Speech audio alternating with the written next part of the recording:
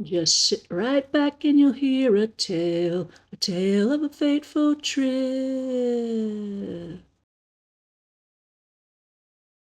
Well, this trip I'm going to tell you about did not start from any tropic port aboard a tiny ship.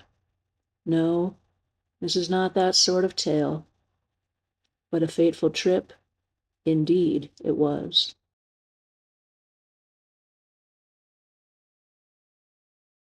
Listen.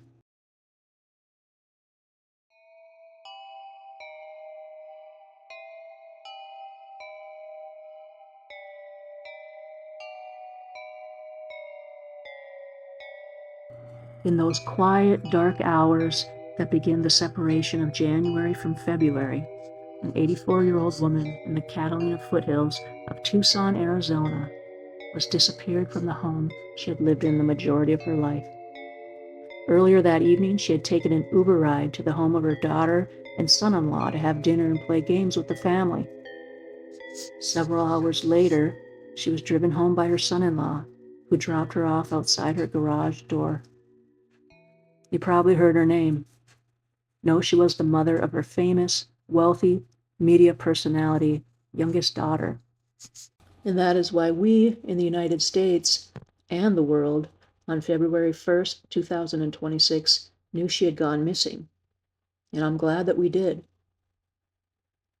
But it's been 5 months and 17 days since whatever happened to her in those secret hours, and we still don't know where she is or what exactly has become of her.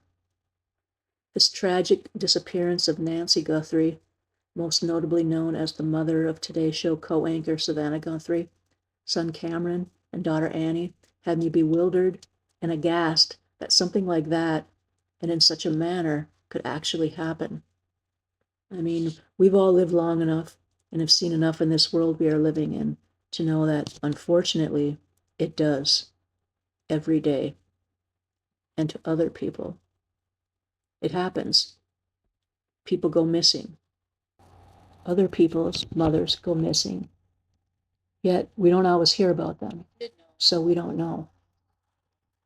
But we knew about one Nancy Guthrie.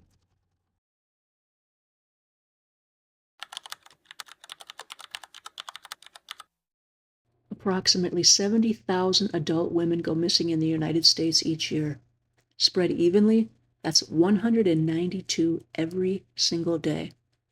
That's a couple thousand more than the capacity of most American football stadiums.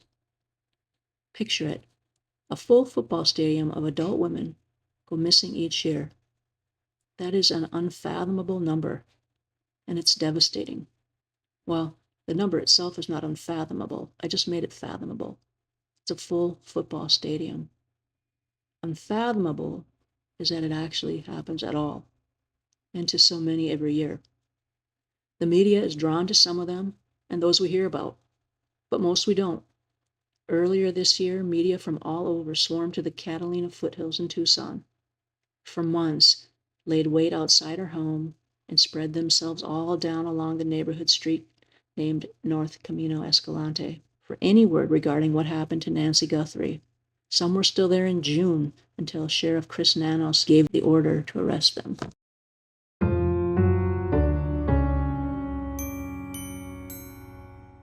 Women of all walks of life go missing every year. Unknown women, some mothers. A disproportionate number of them are women of color, Native American, economically disadvantaged.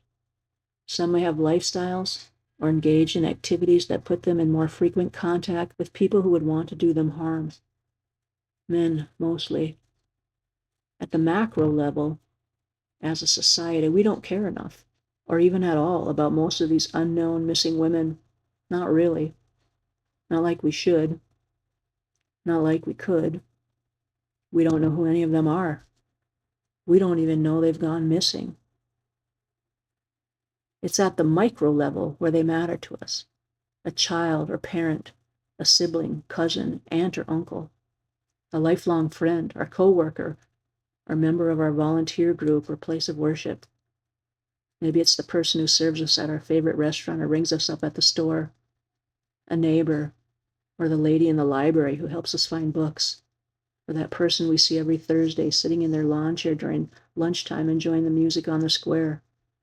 Someone in our town, in our community. It's someone close to home gone missing that piques our attention and makes us care. When we don't know where they are or if we'll ever see them again, it hits home. It touches us and we feel it, and it hurts. This is one of them. I want you to hear about another Nancy gone missing.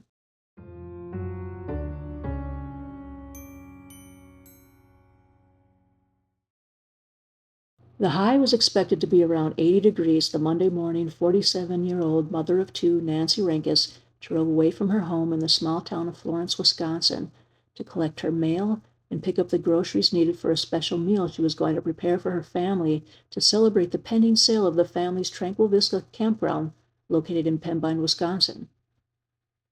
Nancy left home around 11 a.m. to make the 14-mile trip to the border town of Iron Mountain, Michigan, where she had also planned to meet up with her sister-in-law, Louise Wender, in the parking lot of the Super One grocery store, anchoring the east end of the town's one-level, L-shaped Midtown Mall.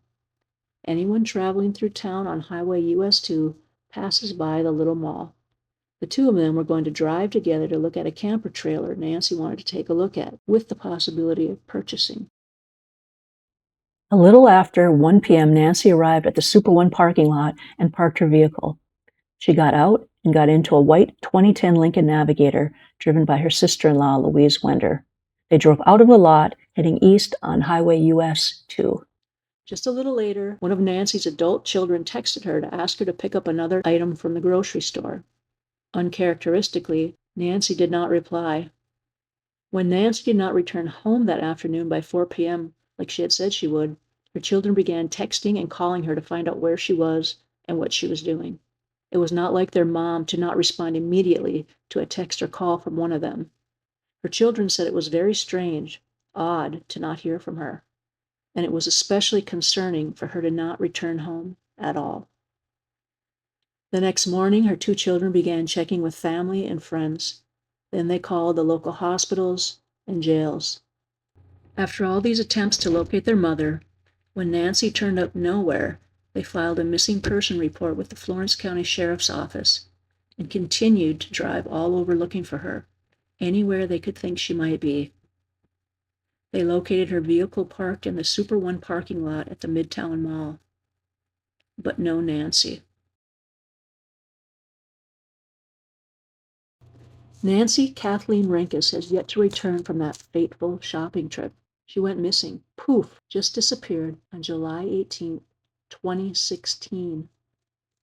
Sadly and angrily, today marks the 10th anniversary of her mysterious and suspicious disappearance.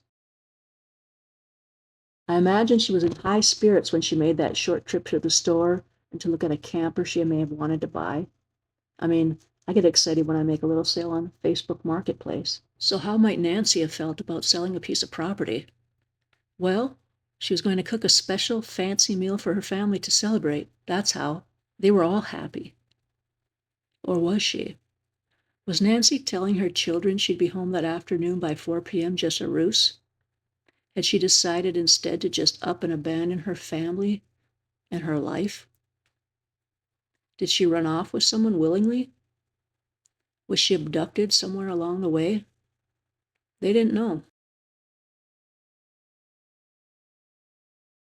On that February 1st morning earlier this year, when 84-year-old Nancy Guthrie was reported missing in Tucson, Arizona, people were baffled by it. Where could she be, they thought? She's 84 and in poor health. They first thought she might have wandered off into the desert surrounding her home, or that she could have had a medical emergency overnight and could be in a hospital. But she was nowhere to be found, and remains that way today, 5 months and 17 days later. They didn't know either. But it didn't take long in either case to realize that something was amiss. What these two missing mothers named Nancy have in common is that in the hours before they were noticed to be missing, they had both left their homes to engage in activities with family members. They both had traveled in vehicles with a member of their own family, an in-law. The son-in-law and sister-in-law of Nancy Guthrie and Nancy Renkas, respectively, reported that they had parted ways with Nancy after dropping her off, one to her home, the other to her vehicle parked in a parking lot.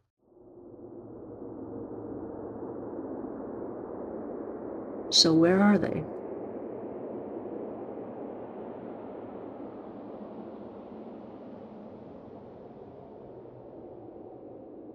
Please look for my next episode, part 2, After the Missing. And if you feel like it, stick around a little longer to listen to the postscript where I'll share why Nancy's disappearance means something to me. The day Nancy Renkas went missing, I had been back in my hometown of Iron Mountain, Michigan for only 3 years after having lived in Atlanta for 19. I had never met or even heard of Nancy Renkas. But Nancy was a local, a community member with family and friends here.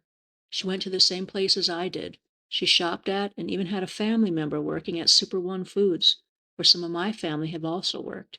It was hard to believe, surreal almost, to know that someone was last seen at a place I frequented regularly, in an ordinary parking lot of a store across from my work and only a few blocks from my home. And she was so close in age, we might have even graduated from different high schools in the same year.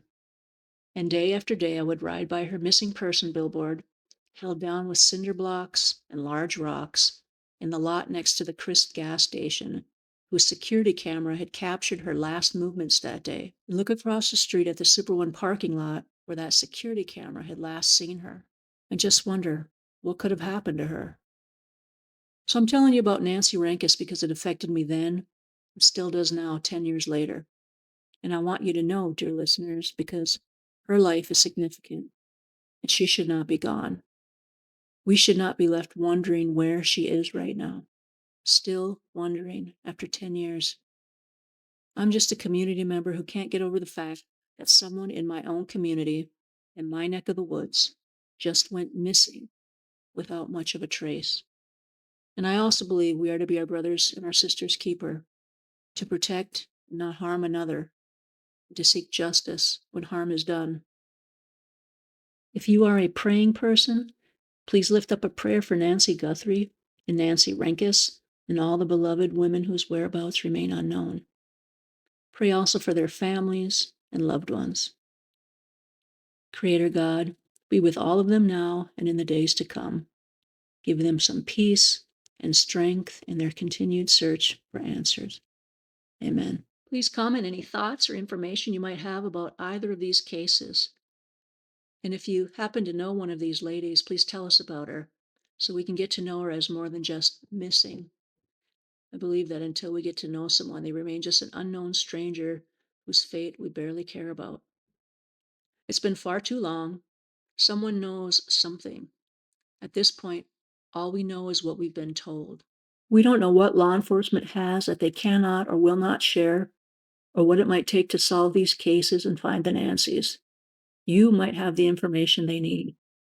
If you know anything or know somebody who does know the whereabouts of Nancy Guthrie or Nancy Renkas, or what happened to them, or any other women, call one of the numbers listed on the screen.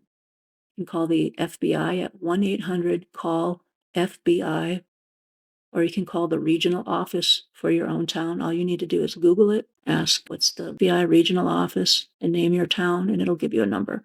For information regarding Nancy Renkas, the local contact is the Dickinson County Sheriff's Department at 906-774-6262.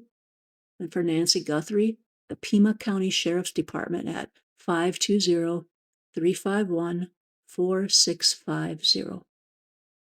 This is Tracy Blodgett. Thank you for listening. And if you feel so inclined, please like this video and subscribe to my channel. And I hope you'll be around for the next video. God bless each of you.